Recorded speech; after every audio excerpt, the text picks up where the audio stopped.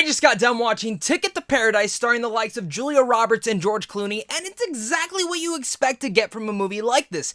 It's a comedy, it's a romance, and you clearly know where it's gonna fall in place by the end, but I cannot deny enough that I did laugh, I did smile. Even though the movie's not perfect, I had a blast with it. With that said, some of you guys might be wondering, well, what is Ticket to Paradise about? Well, it's about a divorced couple who teams up and travels to Bali to stop their daughter from making the same mistake they think they made 25 years ago. Once again, starring the likes of George Clooney, Julia Roberts, and of course, Caitlin Denver and Billy Lord. Now, George Clooney, Julia Roberts, I mean, they're in a movie, you go see it, you enjoy it, you know you're gonna get exactly what you see from it. They're both exceptional actors and as well have exceptional chemistry with one another, and that's exactly what I expected with Ticket to Paradise. I, in fact, never even saw a trailer for this. I saw the poster and I went, that looks like it's going to be enjoyable, and after walking out of the movie, I felt the exact same way.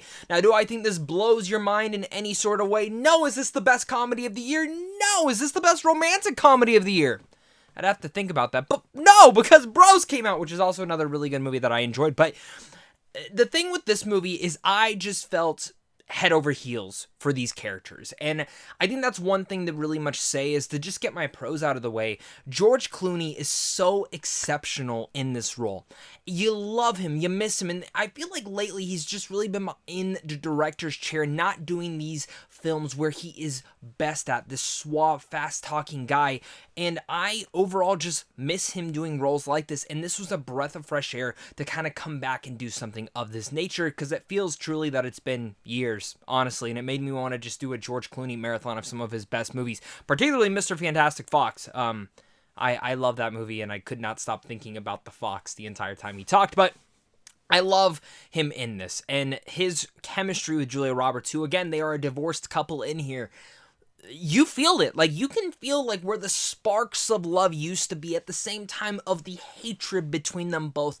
But I found some of the most interesting aspects to kind of see where their reconnection is going to be. Because clearly, like, you know where this movie's kind of gonna be. You've seen this thousands of times before, but that reconnection that you know always kind of may spark in between a couple like this, I found to be kind of special, and particularly the reason that they did get divorced, the reason that they were broken up, I think is thematically something strong to talk about when it comes to love nowadays in our modern day society. And again, I thought that was one of the strong themes of this. And again, the themes of love in here are particularly strong, and I think will teach older generations as well as younger generations what to kind of look for and what to really take from, as well as taking from that the conversation about losing yourself.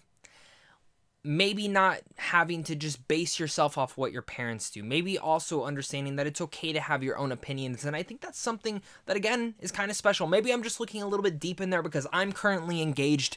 I am looking at wedding venues right now. So maybe that's kind of where my heart is coming from. But I love George Clooney and Julia Roberts together. I think they were exceptional in this movie, and I had a blast with both of them, particularly when they were taking jabs at one another. It just seemed like a blast on set. And also giving a shout out to Caitlin Denver, who I think for me is one of the most fantastic actresses out there. I think she's so brilliant, and I love the roles that she takes on because she can really bring a lot of elevated material, even if the material is not particularly maybe one note, as you could say. As well as Billy Lord, I love when she pops up in these roles. She was fantastic in Booksmart. She's fantastic in every role that she appears in, and in here she is great comedic relief, as well as important relief for certain situations, because as funny as this movie can be, it knows when it needs to take some serious points and moments, particularly a bar scene between Billy Lord and, of course, George Clooney in this movie, which I thought was one of the most thematically important parts of the film. As well as Maxime Boitier, who plays the love interest to Caitlin Denver. There is some good chemistry there. I wish we could have had a little bit more development to them. I understand it was kind of love at first sight with both of them, and that's kind of the idea that they were taking here, but I do wish they would have taken a little bit more time to that part instead of just focusing on some of the repetitive material that we get into, because that's where I do want to kind of start diving into some of my mixed issues, because I enjoyed this movie. I enjoyed it. I smiled. I laughed. I felt something watching this, but it is exactly the movie that you expect it to be, and it never goes further and farther beyond than it should have, and I think some of that really comes down to some of the choices that they make. It is very cliche. It also features some very generic shots in cinematography, and just in general just feeling a little cheap at times, where it did take me out of the experience, if I'm being completely honest. As well, some of the editing felt a little bit TV-ish, if I'm being honest, and maybe that won't bother you, and maybe I'm just being an overlying film critic, but the problem with this all and what it all equates to is the pacing. I found the pacing to be very not great. This movie's only an hour and 44 minutes, and it felt like 2 hours and 15. Which, no problem. I enjoyed it.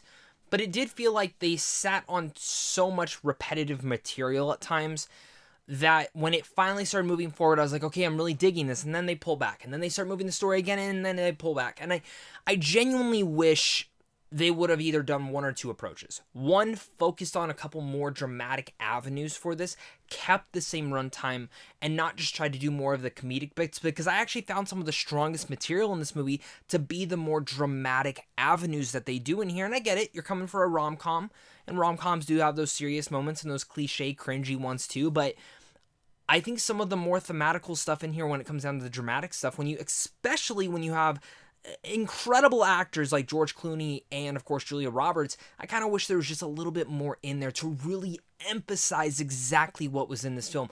And as that was some of my favorite stuff in there, I just didn't think there was enough of it in here. And again, Ticket to Paradise just ends up kind of becoming that generic rom-com that you know exactly that you're gonna get. Whether you watched the trailer or you just looked at the poster, that is the movie you were sold, and maybe that's a good thing because the marketing doesn't lie to you, but I would be lying if I didn't say I didn't enjoy Ticket to Paradise. In fact, I really enjoyed it. The fact that George Clooney and Julia Roberts are in here automatically bumps this up to a B. And the fact of everything else kind of just keeps it at a B.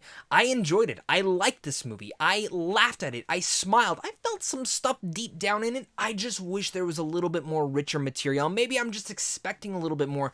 But the fact that they put it in the movie, and I'm watching it and I'm like, oh, this is great stuff. I wish they would have dove into that a little bit deeper.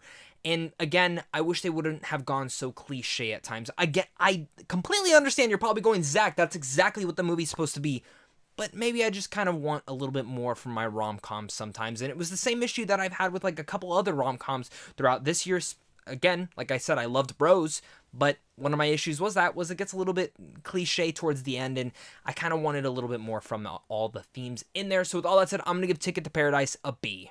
I expected that because I mentioned that, but thank you so much again for watching this. You guys are really all the best. Make sure to hit that like and subscribe button, comment down below your guys' thoughts, and of course, until next time, stay classy.